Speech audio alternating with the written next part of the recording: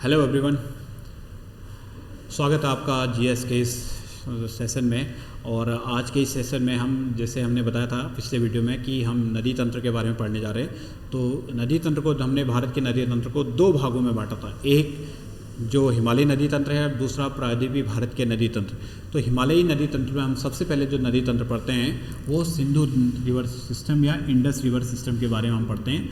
भारत में सिंधु और उसकी सहायक नदियाँ काफ़ी इंपॉर्टेंट है, हर एग्जाम में किसी न किसी एग्जाम में पूछी जा सकती है।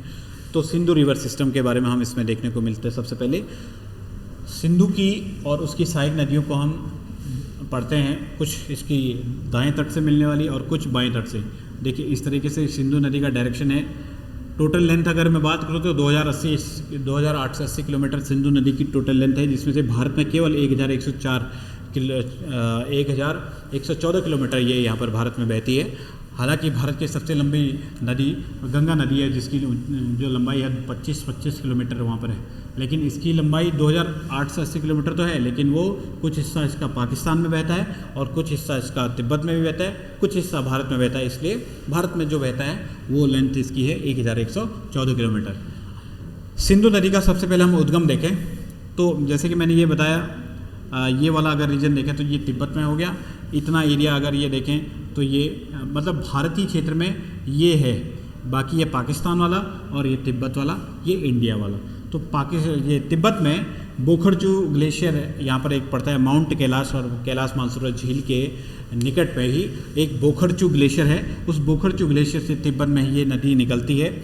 वहाँ पर इसको सिंगी खबांग के नाम से जाना जाता है, सिंगी खबांग, और सिंगी खबांग के नाम से ये नदी वहाँ पे बहती है। और भारत में दमचोक के पास से गौर्ज बनाते हुए ये प्रवेश करती है, एंटर करती है। भारत में दमचोक के पास से ये गौर्ज बनाते हुए आती है और भारत में जैसे आगे बढ़ती है तो सबसे पहले इसमें आके श्योक रिवर मिलती है, अर्थात सिंधु की भारत में सबसे पहली सहायक नदी दाएं तट से मिलती है, श्योक नदी। ठीक है, फिर आगे बढ़ती जाती हैं तो श्योक, गोमल, गिलगिट, काबुल, शिगार और हम देखते हैं कुछ अन्य नदियाँ जैसे नुब्रा होगी, जस्कर होगी, ये सिंधु की दाएं तट से मिलने वाली कुछ प्रमुख सहायक नदियाँ हैं।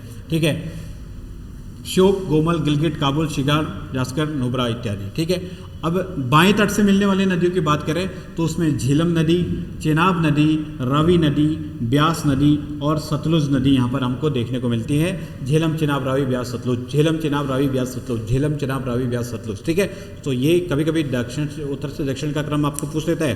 ठीक है, तो ये सभी चीज़ें हमने इसमें पढ़ना है। तो बोखरचू ग्लेशियर से निकलती है, भारत में दमचोक के पास से ये एंटर करती है, श्योक नदी इससे सबसे पहले आके मिलती है और इस तरीके से आगे बढ़ती रहती है।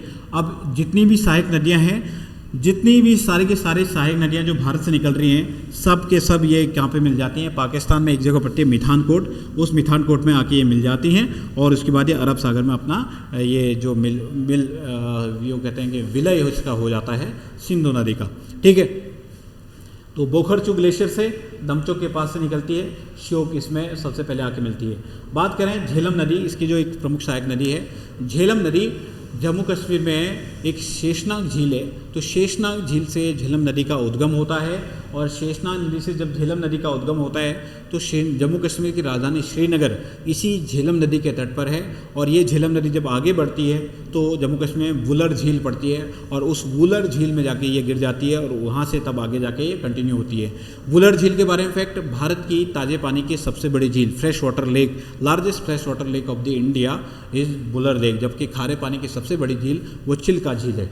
ठीक है, झेलम नदी, और ये झेलम नदी पाकिस्तान में त्रिमू एक जगह पड़ती है, वहाँ पर ये चेनाब नदी में मिल जाती है।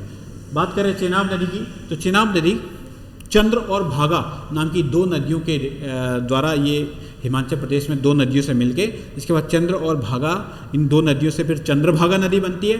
हिमाचल प्रदेश में इसे चंद्रभागा बोलते हैं और आगे पंजाब वाले क्षेत्र में इसको चेनाब के नाम से जाना जाता है। ठीक है, तो चेनाब के बारे में फैक्ट, चेनाब नदी सिंधु की सबसे लंबी सहायक नदी या सबसे बड़ी सहायक नदी अगर कोई है तो वो है चेनाब नदी।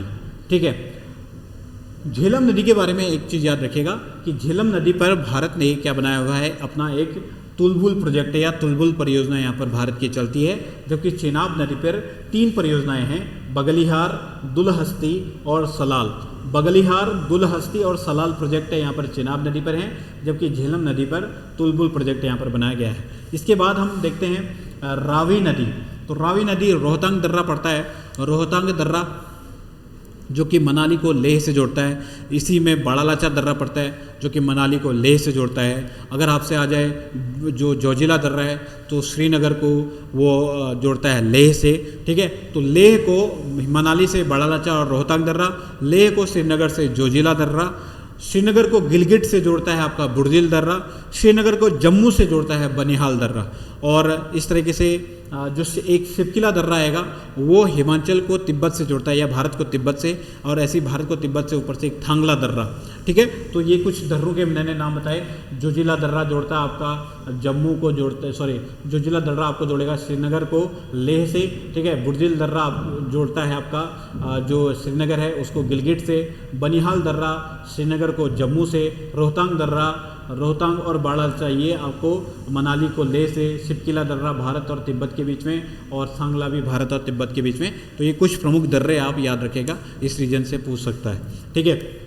तो रोहतांग के पास कुल्लू की पहाड़ियों से रावी नदी मिलती है, और पाकिस्तान में सराय के पास चेनाब नदी में जाके मिल जाती है। ध्यान रखिएगा झेलम भी चेनाब में मिल रही है, रावी भी चेनाब में मिल रही है, आगे जाके मुल्तान के पास सतलुज भी चेनाब नदी में ही मिल जाएगी, ठीक है, मुल्तान के पास, ठीक है। तो रावी नदी रोहतांग में कुल्लू की पहाड़ी से निकलती है और कुल्लू घाटी में ये इसी रावी नदी के तट पर है, इतना आप याद रखिएगा। रावी नदी पर भी प्रोजेक्ट बनाए गए हैं जिसको बोला जाता है थीन प्रोजेक्ट या थीन बांध। थीन बांध रावी नदी पर ही बनाया गया है।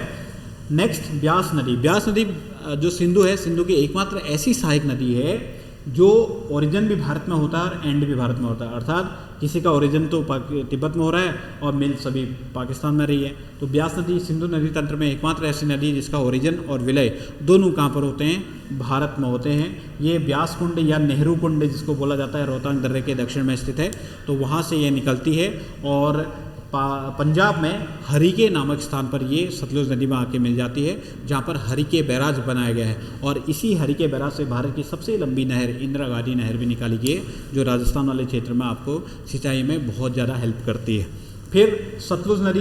सतलुज नदी के बारे में, ये भी मानसरोवर लेक जहाँ पर है, उसी मानसरोवर लेक के पास ही राकश झील पड़ती है, और उसी राकश झील से या राकश ताल से सतलुज नदी का उद्गम होता है। भारत में शिमला के पास सिपकिले दर्रे से प्रवेश करती है, और सिपकिला दर्रे से आगे बढ़ते हुए पंजाब में हरिके नामक स्थान पर ब्यास नदी भी इसमें मिल जाती है, और इसके बाद आगे जाके मुल्तान में चेनाब नदी से मिल जाती है। और ये सब नदियाँ तब एक होकर के मिठानकोट में सिंधु नदी में मिल जाती है, ठीक है। तो ब्यास नदी पर हमने देखा था एक प्रोजेक्ट है यहाँ पर पोंग बांध, जो कि हिमाचल प्रदेश में ही है। और सतलुज नदी पर नाथपा झाकरी और भाखड़ा नागल प्रोजेक्ट, ये 2 प्रोजेक्ट सतलुज नदी पर इम्पोर्टेंट हैं। और इसी भाखड़ा नागल पर हम देखते हैं कि गोविंद सागर जो झील है, गोविंद सागर झील, जैसे टिहरी डैम में टिहरी झील, ऐसी भाखड़ा नागल डैम में आपको गोविंद सागर झील बनेगी। ध्यान रखिएगा भाखड़ा नागल जो डैम है वो कंक्रीट से बना हुआ दुनिया का सबसे ऊंचे डैम में से एक माना जाता है, 226 मीटर इसकी ऊंचाई है, ठीक है। तो सिंधु नदी तंत्र में इससे जितने भी इम्पोर्टेंट फैक्ट थे वो बहुत ही क्रिस्प और शॉर्ट तरीके से हमने इसको पढ़ने का प्रयास किया है। और याद रखिएगा एक सिंधु जल समझौता आता है 1960 में, पाकिस्तान और भारत के बीच में सिंधु जल समझौता हुआ था, जिसमें बात कही गई कि 80% जो ऊपर की 3 नदियां हैं सिंधु, झेलम और चिनाब, उनका पानी पाकिस्तान को यूज़ करने के लिए परमिट किया जाएगा, और बाकी 20% इंडिया को परमिट किया जाएगा, ठीक है।